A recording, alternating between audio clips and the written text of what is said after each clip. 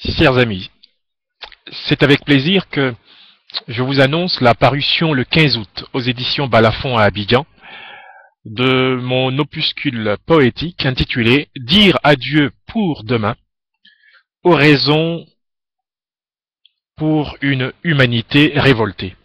Il s'agit d'un recueil poétique qui m'a été inspiré par le massacre des Camerounais par la soldatesque du régime Biya en 2008 dans les rues des grandes villes du Cameroun lors des émeutes dites de la vie chère.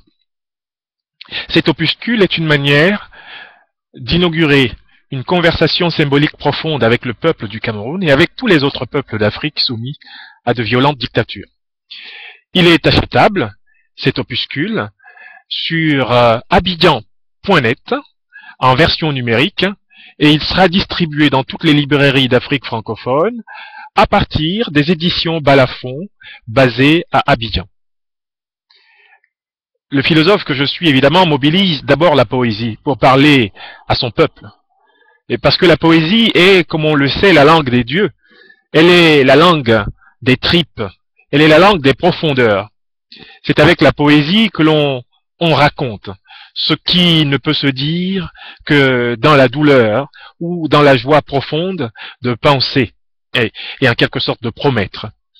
Ce poème qui s'inspire de la grande tradition césarienne est une véritable prière virile pour l'avènement d'une cité bienfaisante au Cameroun.